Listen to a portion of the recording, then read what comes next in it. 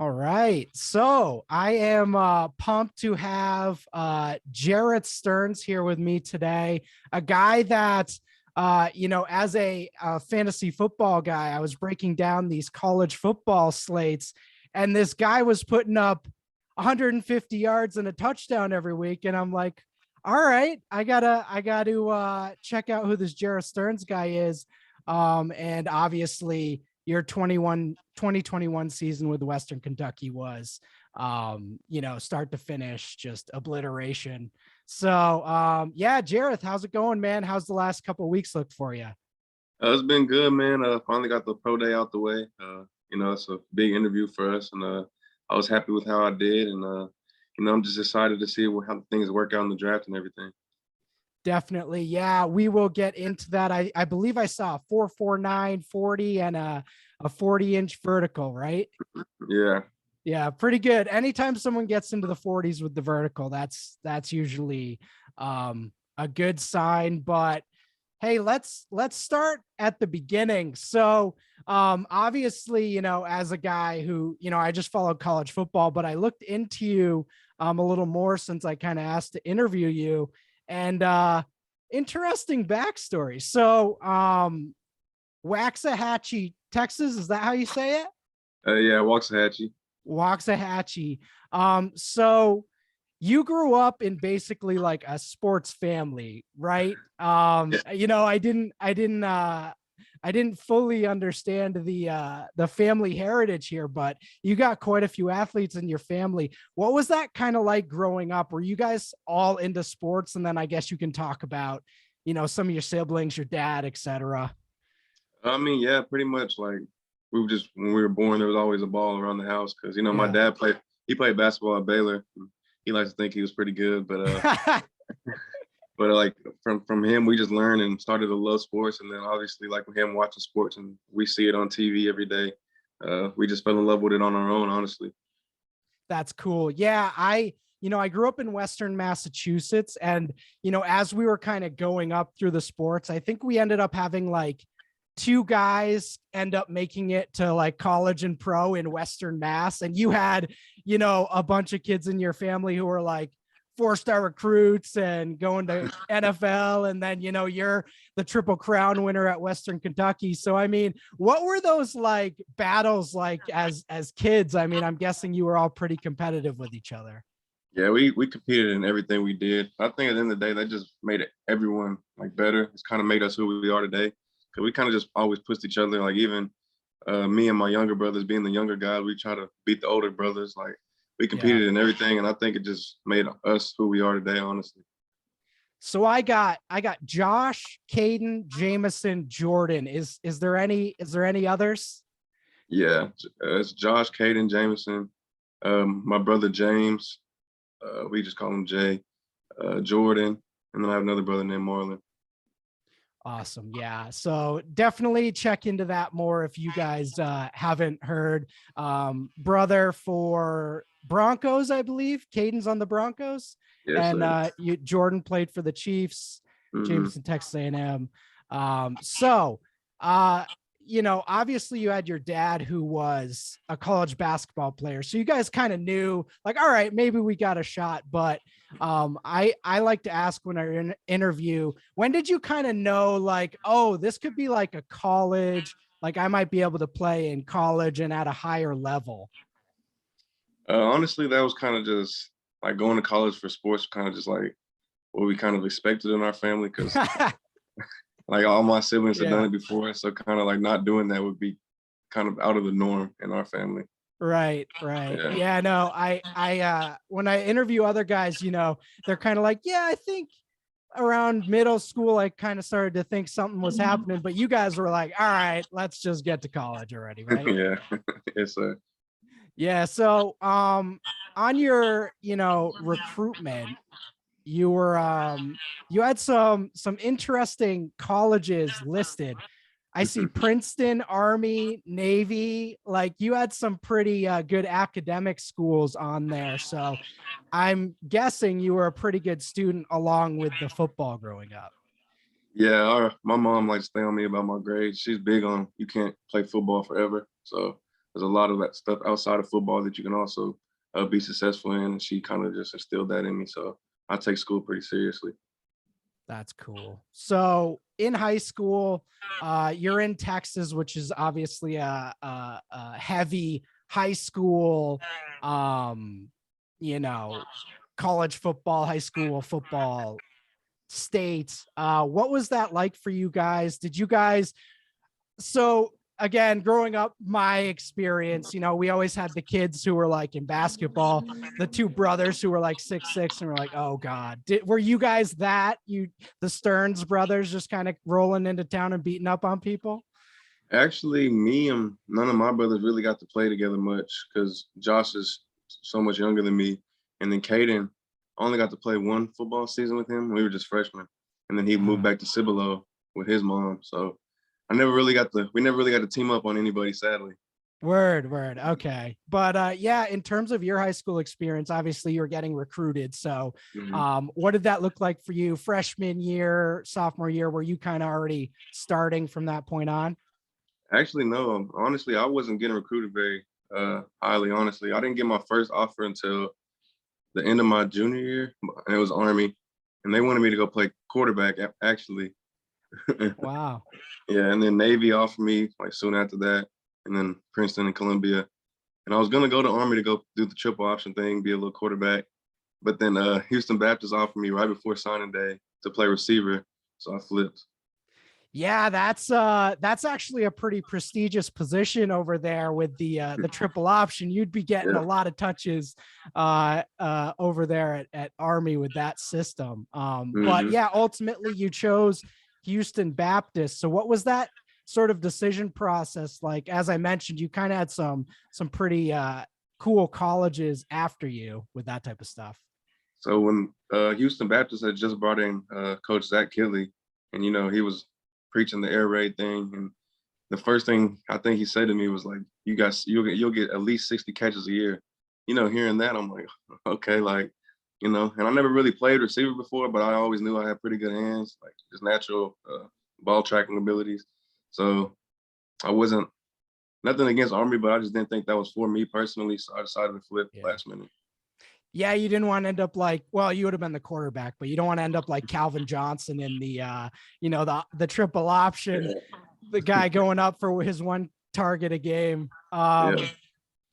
Yeah. So then you go to Houston Baptist, you kind of blast through all their records from the get-go. I believe you broke their reception and yardage records your freshman year, right? I might have. I don't really know. I probably did. All right. I guess that's what I'm here for, to tell you that, yes, you did break their records your freshman year. So you basically came in and were a starter from year one. I got to HBU. I didn't really get a bunch of playing time like the first 3-4 games. There was an older dude ahead of me who was real good, but then he rolled his ankle one week. And so it gave me an opportunity to start that week. We were playing Central Arkansas, and I went crazy that game, like 10 catches, 120. And ever since then, it's just been up. Yeah, that's kind of like, that's basically the Cooper Cup, and you're like throwing that out there every week. And one thing I forgot to add, John Kitna was your high school head coach. That's a pretty cool and also kind of unique experience. What was that like, having a guy who literally was like a 10-year veteran, played in the league for a long time? That must have been a cool experience. I mean, honestly, it was probably the most fun I ever had, like playing football to this day. Like, it was just different being around him. He ran it like it was a pro organization, but at the same time, he made sure we were having fun. And I think he did a real good job of leading us all in Christ. And, Coach Kendall's forever be my favorite coach, probably. That's awesome. Yeah, and I'm sure you've been in contact with him over the last couple months about what all this looks like, right? For sure. Yeah. And yeah, you mentioned this. You basically played in the secondary in high school, right? And then you transitioned to wide receiver. So, was that a choice you kind of made, or was the coach like, "Hey man, I think you might have something at this wide receiver thing"? In high school, I was playing both ways just because like they needed me to. But I always wanted to play offense. I never was big on tackling.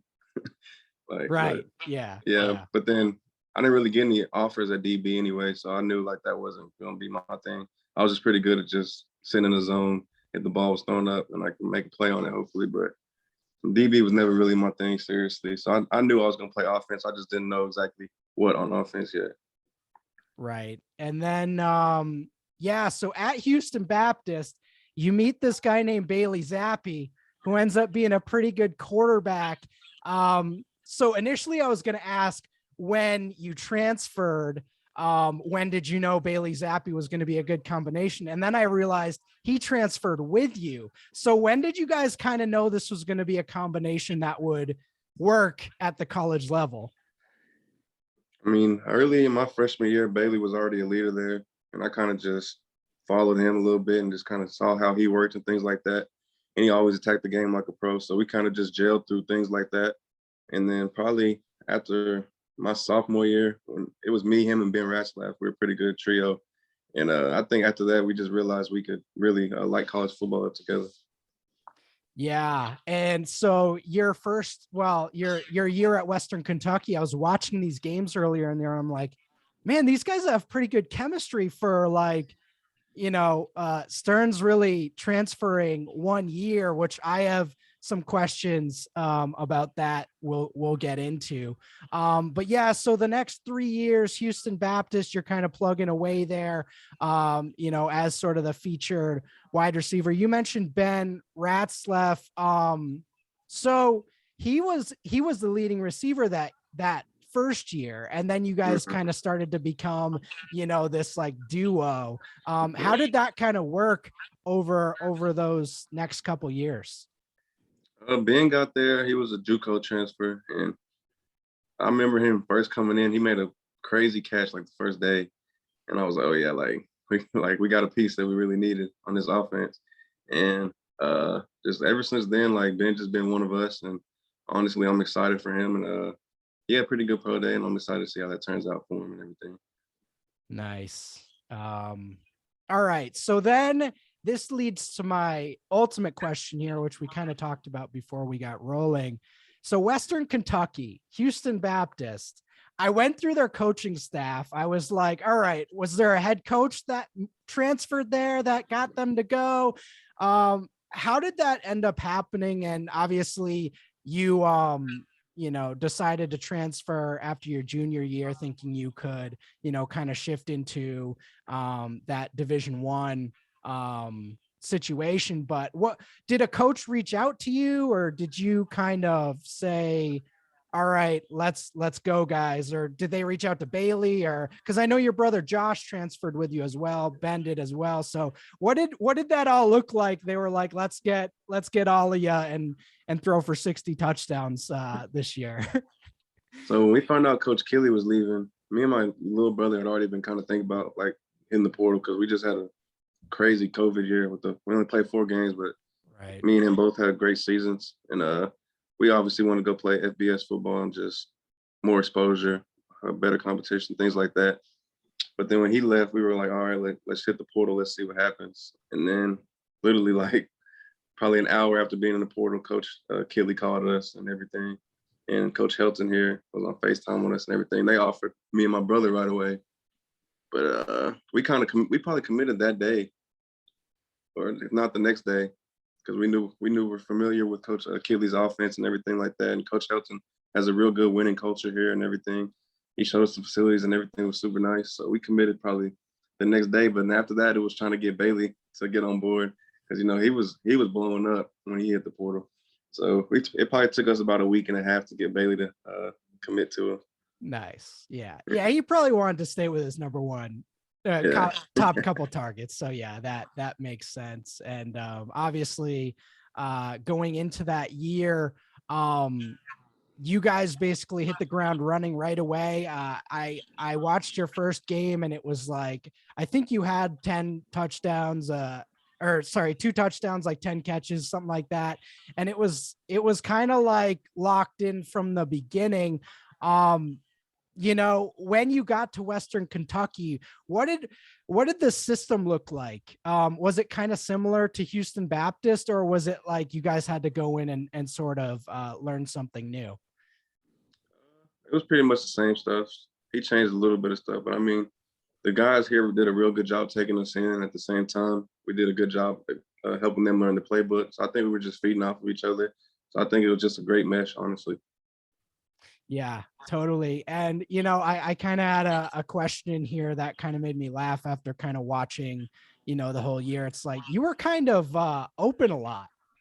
So, I'd imagine that's a combination of route running, like, athleticism, and also the system you were in.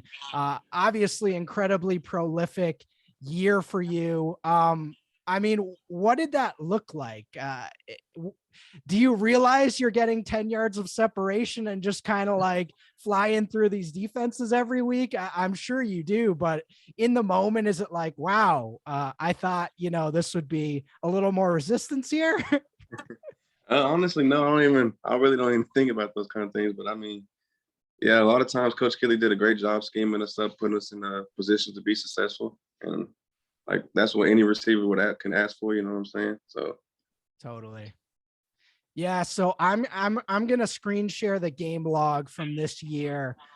So this is the game I was talking about, Tennessee Martin, and then basically you had 80 plus yards in every game that year. Including against some pretty tough opponents. 186 against Michigan State. That must have been a pretty cool experience, right? yeah, it was a homecoming game.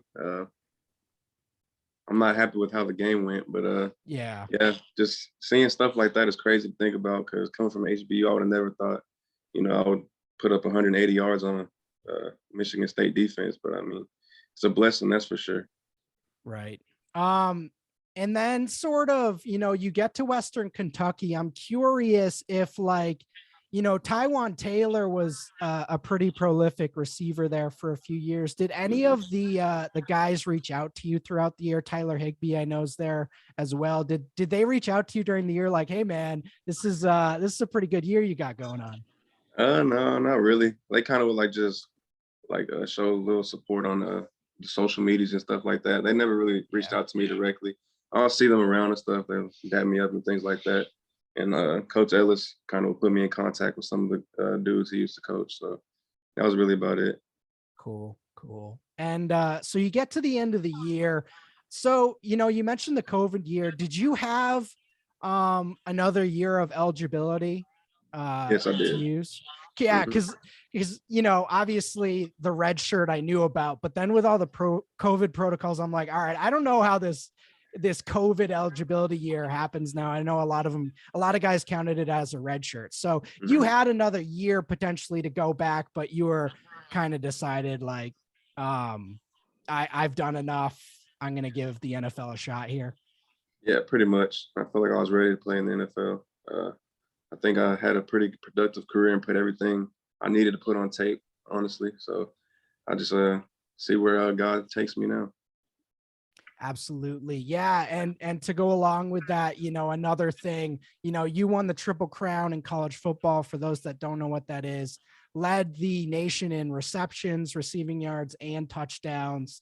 So I'm thinking, as we kind of go into draft season, I'm evaluating this class. I'm like, all right, so Stearns is going to get like, fourth, fifth round projection, combine invite, like kind of lock in all these things that guys that put up your prolific production do. And then, I saw your brother tweeting like, what the hell? What the hell's going on here? And I kind of said the same thing. So, you're kind of dealing with a little adversity right now. Ultimately, I think your profile is enough to, get NFL teams to not only pay attention, but get you out there. But what has your process been the last couple months? Obviously, you are, you trust in God and kind of believe it's all going to work out the whatever way it does. But what's kind of been your thought process, staying positive, like knowing, doing the Austin Eckler, basically. He out of college, he was kind of like, well, I ran a 4.3, I put up prolific production. I guess, I got to go in there and prove it to everyone. But what's kind of your process right now?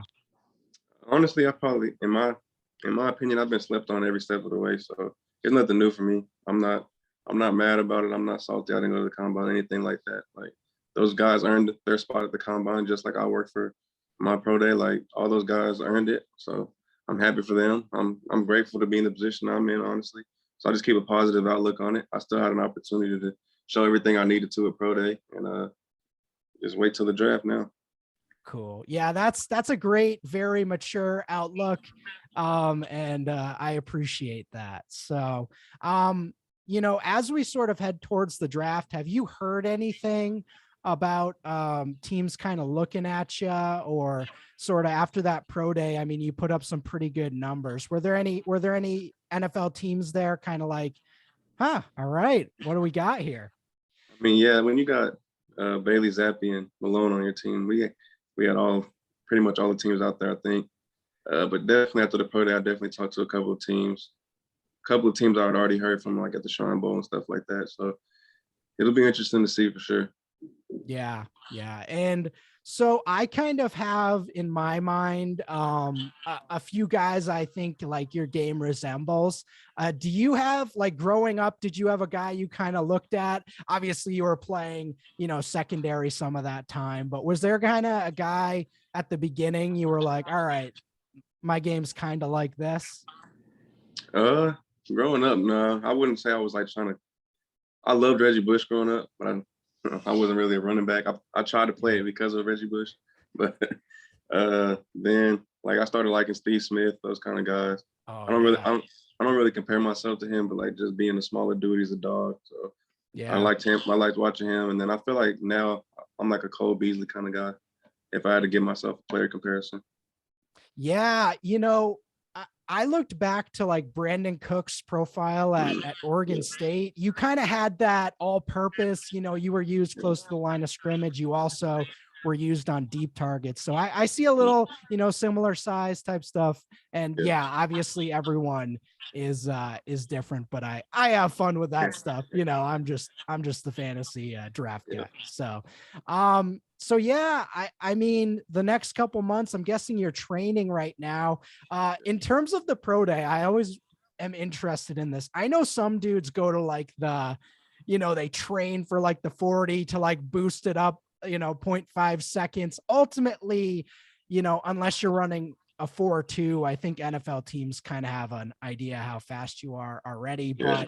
But did you like train for the 40 and the vertical, or was that just like, no, I'm a football player, man. Like, I'm firing it out there. Nah, I definitely that was definitely an emphasis. I already put on tape plenty of times that I'm good at football, Yeah. So I think there were questions on things like that. So I definitely put an emphasis on the combine testing for sure. Yeah, because I kind of laugh at it because I've talked to a few guys who have kind of gone through this, and like the weight thing, they know to get their weight down, Yeah, and then they just either carb load after, or dip back down after, like the Devontae Smith. Ultimately, that guy was unbelievable anyway. No one's going to care that he's 170 pounds, but yeah, yeah, I do find that interesting how it's also almost like a beauty pageant at these pro days and stuff, right? yeah, literally. Yeah, yeah. So yeah, man, in terms of that, NFL, what does the next couple of years look like for you? Obviously your plans are, wide receiver in the NFL, but as we talked about with your high school stuff, your mom was pushing you to be a good student. I'm guessing you got some plans post football as well, right? Yeah, I'm actually a finance major. I didn't finish my degree because when I transferred to Western Kentucky, I lost like 40 hours or something crazy. Oh, Yeah, but I don't have that much longer, so I'm definitely going like I took a break from school obviously to train for now, but I'm definitely like once after the draft and everything, I'm definitely gonna finish up that. Got a couple more hours left, probably like 15. So not too bad. And then once I finish that, hopefully I can use that to make some money. yeah, man, get that NFL money, then go back. And that's what I always laugh about. Like, it's not really a controversy anymore. The guy's leaving early, but it's like, I really think he should go get his rookie deal at least, and then he can go figure out his contract later. So yeah, the NFL draft's coming up. I think this is pretty much all I had for you. Do you have anything else you want to add before we kind of head out of here? Not really, man. I appreciate you. Absolutely, yeah. And hopefully this works out for you. We get you drafted and then fire away. You'll be maybe you'll go to the Bills and replace Cole Beasley, who's not there anymore.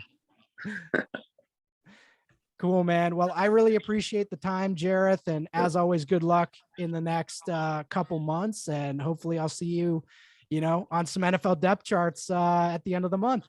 Yes, sir. Thanks for having me. Awesome, Jerreth.